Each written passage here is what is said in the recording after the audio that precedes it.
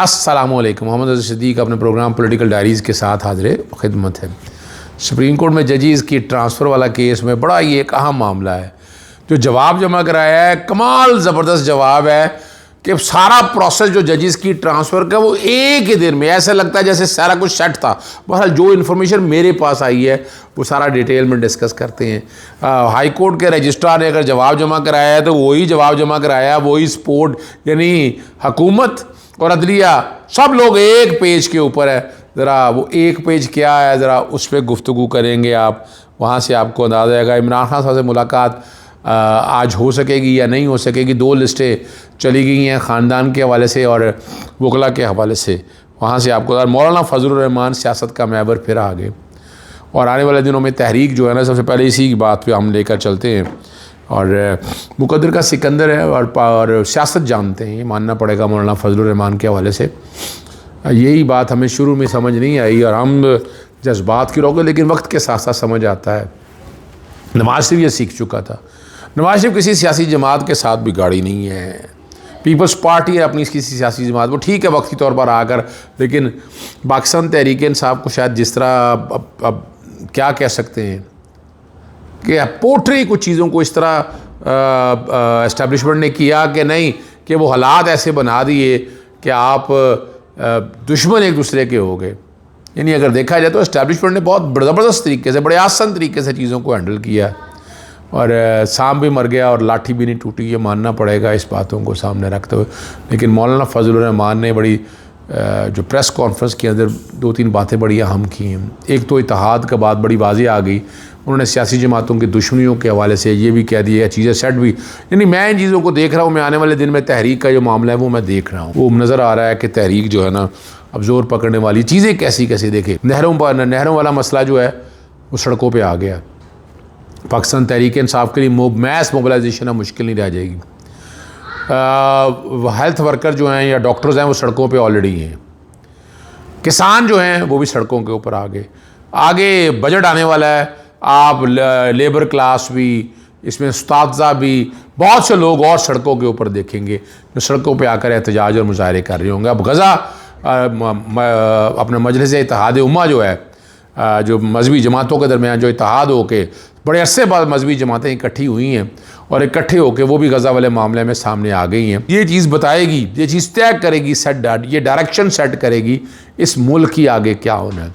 तो अगर ये सारा कुछ इकट्ठा मिल जाएगा तो हुकूमत के ख़िलाफ़ बहुत बड़ा एक इत्तेहाद सामने आ जाएगा और सड़कों पर सिर्फ पाकिस्तान तहरीक इंसाफ को निकलना है, फिर ये सारी की सारी जमातें जो है ना सड़कों के ऊपर नज़र आएंगी और उसका नताइज आप समझ सकते हैं कि क्या होने हैं। मैं तो बहरहाल नमादा मस्त कलंदर देख रहा हूँ। अप्रैल का महीना मैंने कहा था, अप्रैल में मोबिलाइजेशन उस तरह से नहीं हो सकी, लेकिन इब्तदा हो गई है। पंजे रख दिए गए या यूँ करें बुनियादें रख दी गई हैं, इमारत खड़नी है। और ये बुनियादें जो है ना ये कमज़ोर नहीं है, ये रेत की बुनियादें मुझे नज़र नहीं आती हैं ये अब। और यही मैं चाह रहा था कि बजाय ये है कि पाकिस्तान तहरीक इंसाफ अकेली ये मामला शुरू करे, ये अगर सारी हर तरफ से एहतजाज शुरू होता है तो इसका अल्टीमेटली इम्पैक्ट जो है वो यही होना है कि सब लोग सड़कों के ऊपर आएंगे। अब बड़ी ज़बरदस्त बात अब आपके सामने, हुकूमत ने सुप्रीम कोर्ट में जवाब जमा करा दिया है।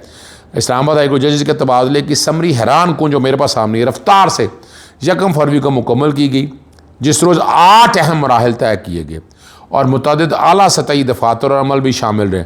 सबसे पहले सेक्रेटरी कानून चीफ जस्टिस आमिर फारूक को 3 जजेस के इस्लामाबाद हाई कोर्ट तबादले से मुतल्लिक़ मुशावरत के लिए खत अरसाल किया। चीफ जस्टिस आमिर फारूक ने अपनी रजिस्ट्रार ऑफिस के जरिए वजारत कानून को भेजी। उसके बाद वजारत कानून ने यह मुशावरत चीफ जस्टिस याहिया अफरीदी को अरसाल की। चीफ जस्टिस याहिया अफरीदी ने अपने रजिस्ट्रार ऑफिस के जरिए वजारत कानून को जवाब दिया। ये गालबन शायद एक ही दिन की बात हो रही है, बहरहाल मेरे पास जो इन्फॉर्मेशन आई है वो मैं डाटा कन्फर्म करता हूँ। अगर ये है ये अगर बातें सही है तो फिर जवाब देखिएगा। वजारत कानून ने चारों हाई कोर्ट के चीफ जज साहिबान जज याहिया अफरीदी की आरा को मद्देनज़र रखते हुए समरी वज़ीर आज़म को उनके सेक्रेटरी के जरिए भेजी। वज़ीर आज़म ने समरी का हवाला देते हुए सदर मुमलिक को जजेस के तबादले की सिफारिश की। सदर ने वज़ीर आज़म की सिफारिश पर मंजूरी दी, जिसके फ़ौरन बाद गज़ट नोटिफिकेशन जारी किया है। इसके साथ ही वजारत कानून ने तीनों जजेस की तकरीरी का बाकायदा नोटिफिकेशन जारी कर दिया। ये सारा अमल एक ही दिन में मुकम्मल होना गैर मामूली इंतज़ामी हमांगी और तेज़ रफ्तारी की वाज़ेह मिसाल है। अगर तो ये सारा कुछ एक दिन के अंदर हुआ तो फिर बहुत से अहम सवाल हैं। तो पॉसिबिलिटी जल्दी क्या थी, ऐसा क्या मसला था? यानी सारे प्रोसेस को, दफ्तरी माहौल को एक जगह से दूसरी जगह पे जाने के वक्त लगता है। अब जो मेरे पास जो इन्फॉर्मेशन आई है, मैं इसकी तस्दीक अभी इस तरह जो मैं समझ पाया हूँ कि अगर तो इस तरह एक ही दिन के अंदर हुआ है, वैसे हो सकता है ये बात भी गलत हो, ये शायद इन्फॉर्मेशन भी ठीक ना हो, लेकिन ये इन्फॉर्मेशन अब जो सारी सामने आई है, अब इस इन्फॉर्मेशन को अगर ये वाकई सच है तो फिर तो बड़ी कमाल हाँ मांगी किस तेज़ रफ्तारी और बर्क रफ्तारी से हुआ। सिर्फ इसी बुनियाद के ऊपर ये सारे का सारा प्रोसेस जो है ना वो सेटिस्फाइड होने की चांसेस है। और जजेस ट्रांसफ़र सीनियरिटी केस में इस्लामाबाद हाई कोर्ट ने सुप्रीम कोर्ट के आईनी बेंच पर जवाब जमा करा दिए। इस्लामाबाद हाई कोर्ट जजेस ट्रांसफ़र सीनियर 2 रोज़ कबल आईनी बेंच के रूप रजिस्ट्रार सुप्रीम कोर्ट की जानिब से जवाब जमा कराया गया था, जिसमें कहा गया था कि आइन के आर्टिकल 200 की शिक 1 के तहत सदर मुल्क का तबादला कर सकता है। जजेस तबादला case registrar Lahore high court Amjad जमानी ने भी सुप्रीम कोर्ट में जवाब जमा करा दिया। जवाब में लिखा गया कि इस्लामाबाद हाई कोर्ट में तबादले होने से कबल जस्टिस सरफराज डोगर का सीनियरिटी में 15वां नंबर था। रजिस्ट्रार सरफराज डोगर जस्टिस सरफराज डोगर को इस्लामाबाद लाने के लिए बाकायदा मुशावरत की गई। इस्लामाबाद हाई कोर्ट में तबादले के बाद 25 फरवरी को लाहौर हाई कोर्ट उन्होंने छोड़ दी, जबकि जस्टिस सरफराज डोगर के इस्लामाबाद हाई कोर्ट में तबादले से मुतल्लिक भी मुशावरत की गई। अब ये 2 बातें सामने आ रही हैं, हक़ाइक़ जो भी होंगे सामने आपके जैसे आएगी इन्फॉर्मेशन, मेरे तक जितनी की इन्फॉर्मेशन आई है मैंने आप तक शेयर कर दी और मैं मज़ीद तहकीक भी कर रहा हूँ इस हवाले से कि चीज़ें सारी सामने आ जाएँ। इमरान खान साहब से मुलाकात के लिए अडेरा जेल में वकला की लिस्ट चली गई है। इस दफ़ा बैरिस्टर गौहर साहब ने भेजी है और इमरान खान, सलमान अकरम राजा, नियाज़ुल्लाह नियाज़ी, सुमेर खोसा, नईम हैदर पंजोता, फैसल मलिक और ज़हीर अब्बास पर मुश्किल 6 वकला की फहरिस्त जो है ना वो जमा करवाई गई है। और अब देखते हैं इस तरह फैमिली के लोगों के भी, 3 बहनों की और 3 और लोगों जो रिश्तेदार हैं इमरान खान साहब के, वो आप डिटेलें सारी आपके पास ऑलरेडी मौजूद हैं। मैं नाम आपके सामने नहीं रख सकता, लेकिन वहाँ से आपको समझ हो सकती है। सोशल मीडिया पे आवाज़ बंद कराने का सिलसिला जारी है और वो बड़ी तेज़ी से जारी है।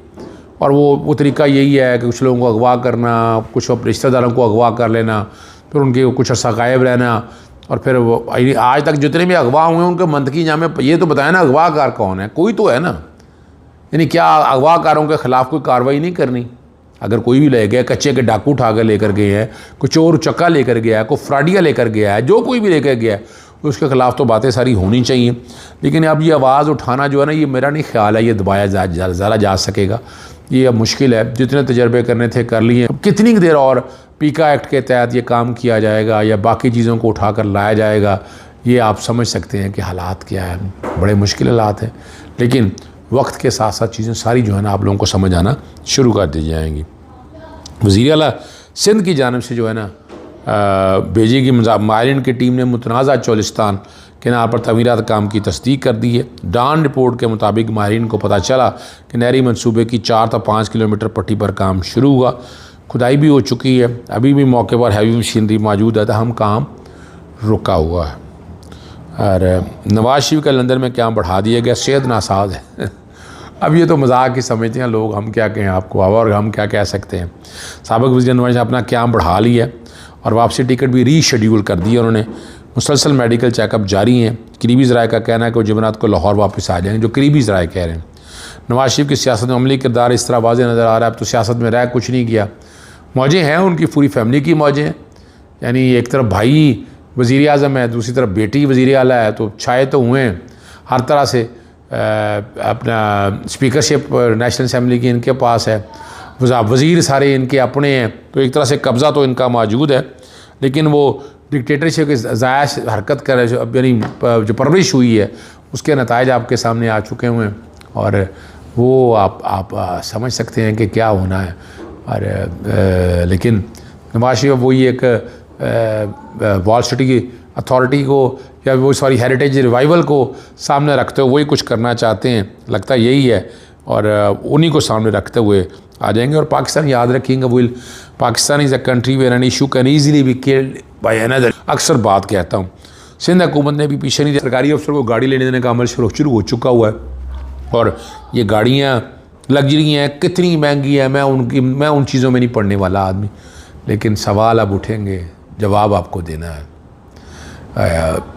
कहा जा रहा है कफ़ायत शारी, कौन सी कफ़ायत शारी है, कितने के करप्शन के केसेस पकड़नी है, कितने की कार्रवाइयाँ कर दी हैं। बड़ा कहा गया कि जनाब डंडा चलेगा, कौन सा डंडा चल रहा है, सिर्फ एक सियासी जमात के ख़िलाफ़ डंडा चल रहा है। और वो कितनी देर डंडा चलाएंगे। इजाज़त चाहता हूँ। अस्सलाम वालेकुम।